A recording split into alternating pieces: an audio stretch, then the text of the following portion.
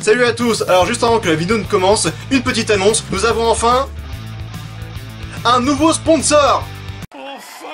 Ce sponsor, c'est la boutique bien en ses dessous, située dans la ville de La Loupe, en Eure-et-Loire. Alors cette boutique est spécialisée dans les sous-vêtements pour hommes et pour femmes. Alors si vous êtes dans la région de l'Eure-et-Loire et de ses alentours, et que vous avez besoin de sous-vêtements, n'hésitez pas à aller faire un tour, ce sont vraiment des personnes spécialisées dans leur métier, ils ne seront que de bons conseils. Sur ce, je vous laisse regarder la vidéo du jour qui est sur le rodage des soupapes, donc je vous souhaite bon visionnage et à tout de suite.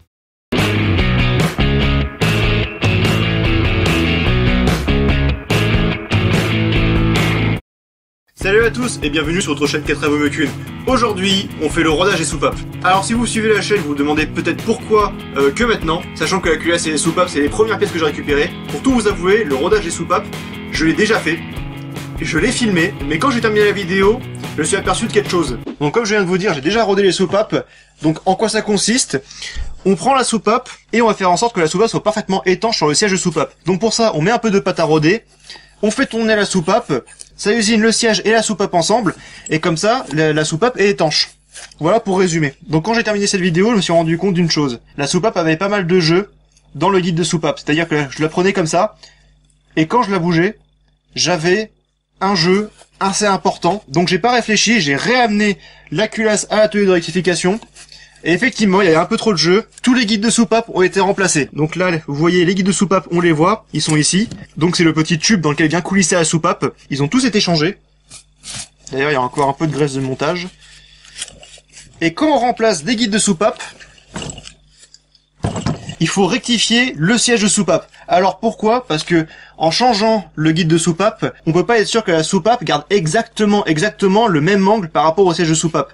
Donc on vient réusiner le siège par rapport au guide pour que la portée du siège et le guide soient parfaitement alignés. Pour faire le point, la culasse a été rectifiée, les guides de soupape ont été changés, les sièges de soupape ont été rectifiés, et les soupapes aussi ont été rectifiées. Donc là on est vraiment sur une culasse reconditionnée. Et on va reprendre ce rodage. Donc pour faire ce travail là, on a besoin de pâte à rôder et de rodoir à main. Donc le rodoir à main c'est simplement des ventouses. Des ventouses qu'on va venir coller à la soupape. Voilà. Et la pâte à rôder. Donc la pâte à rôder c'est une pâte avec des grains à l'intérieur.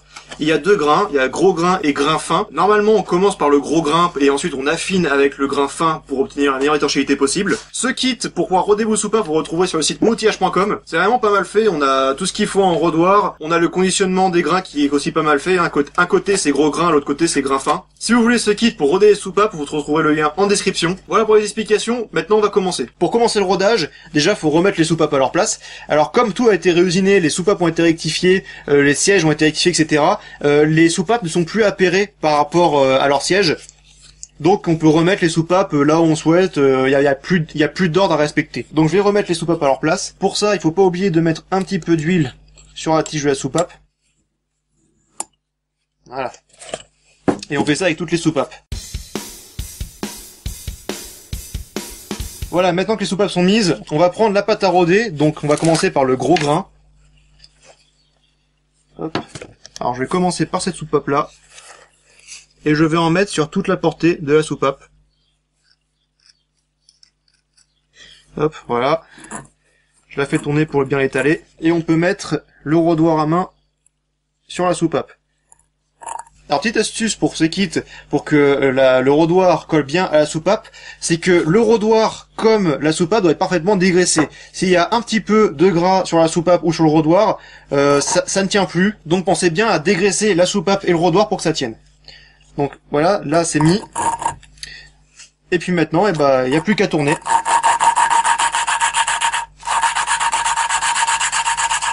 Le bruit c'est un peu feutré, donc on fait un quart de tour et on tourne. Et là, il y a un peu de gras, donc ça colle plus.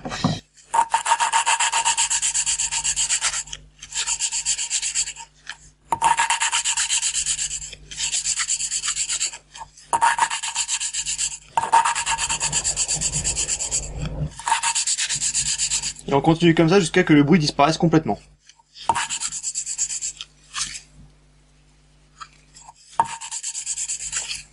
Voilà, là ça a bien disparu. Donc, alors on sort la soupape, on la nettoie, on nettoie le siège en même temps. Voilà. Et on doit obtenir une trace bien uniforme bien circulaire sur la soupape et sur le siège. Vous faites cette opération autant de fois que nécessaire pour obtenir quelque chose de bien régulier. Alors par contre, faites bien attention avec la pâte à rôder. Il faut surtout pas qu'il y ait de pâte à rôder qui rentre dans le guide de soupape. Sinon, vous allez marquer le guide, vous allez commencer à l'abîmer, et c'est comme ça que vous pouvez aussi commencer à avoir du jeu. Je vais refaire un passage avec le gros grain.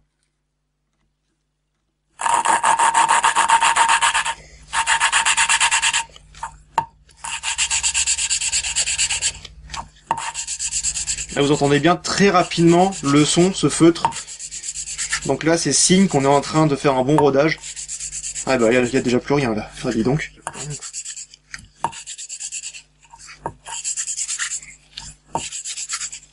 Ouais, bon là, clairement, ça a déjà disparu. Hop.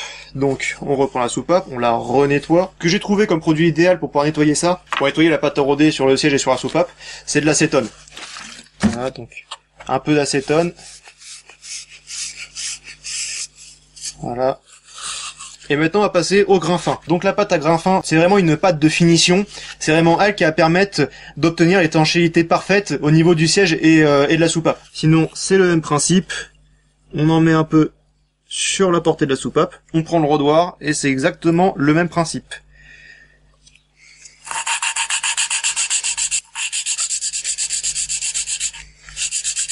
Là, on entend déjà bien le bruit. Il est déjà extrêmement feutré, il y a quasiment plus rien déjà. Hop, du coup, je vais en remettre un petit peu.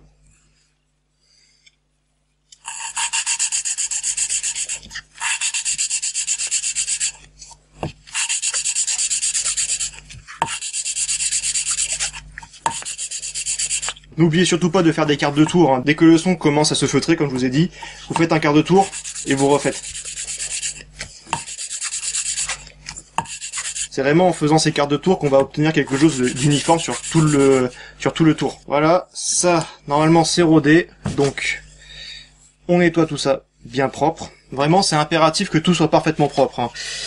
On met de la pâte à rôder, c'est quand même quelque chose d'abrasif, il faut pas qu'il y ait de reste dans le moteur, donc il faut vraiment que tout soit parfaitement propre. Et maintenant, pour vérifier si la soupape est parfaitement étanche, les professionnels qui m'ont fait tout ça m'ont donné une petite astuce. On prend un morceau de papier à cigarette, le plus fin possible, on met cette feuille entre la soupape et le siège, et on tire.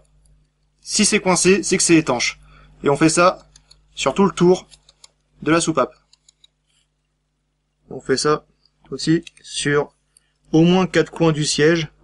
Donc pensez à tirer un petit peu sur la queue de la soupape, hein, derrière pour simuler le ressort. Sinon évidemment le papier il peut s'en aller. Conclusion, cette soupape là elle est étanche. Le test du papier est bon, le papier est coincé sur tout le tour de la soupape, sur tout le tour du siège de soupape. Donc cette soupape, elle est étanche. Vous avez compris le principe? Maintenant je fais ça avec toutes les autres soupapes.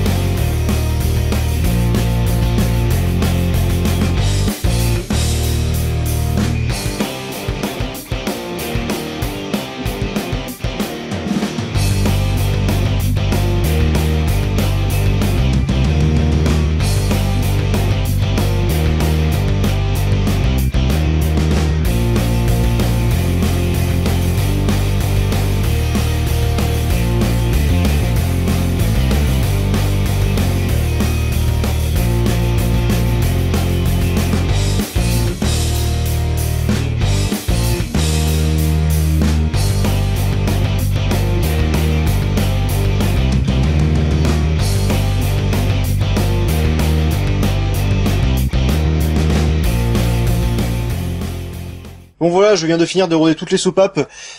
Donc évidemment, on vérifie avec la méthode du papier si le rodage est bon. Et quand le papier coince, ça veut dire que c'est bien rodé. On fait ça sur tout le tour de la soupape et c'est bon. Et voilà, c'est là-dessus que la vidéo va se terminer.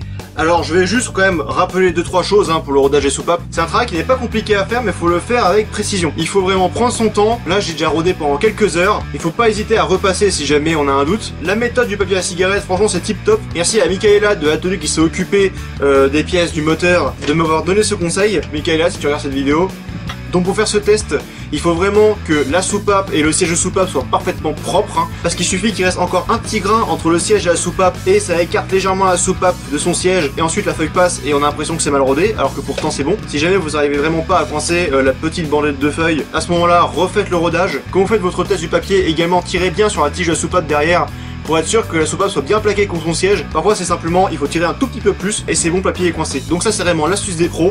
Merci bien, parce que franchement ça facilite beaucoup la vie. Parce que dans la vidéo que je vous ai tournée précédemment, j'avais fait le test d'étanchéité à l'essence, c'est-à-dire une fois rodé, on remplit les chambres de combustion à l'essence, sauf que c'était vraiment chaotique, parfois ça fuyait pas. Et le problème avec ça, c'est qu'il suffit d'une toute petite poussière entre le siège et la soupape, et de l'essence peut couler, et donc un quart d'heure plus tard, on peut retrouver de l'essence dans les conduits. Donc ce test de mettre du liquide dans les chambres de combustion, c'est vraiment un coup à perdre du temps pour pas grand chose. Donc vraiment, moi je vous conseille le test du petit papier. Et également le kit pour roder les soupapes de chez moutillage.com, pas mal du tout. Juste faut vraiment bien s'assurer que tout soit parfaitement dégraissé au niveau de la ventouse et au niveau de la soupape. La pâte à roder en fait c'est de l'abrasif dans de la graisse. Donc dès qu'il y a un petit peu de pâte qui commence à déborder et qui vient sur la ventouse, ça tient plus. Donc n'hésitez pas à ressortir votre ventouse, à bien nettoyer la ventouse, à bien nettoyer la soupape, et ensuite vous pouvez repartir. Donc ça je vais le stocker précieusement, peut-être pour un prochain moteur.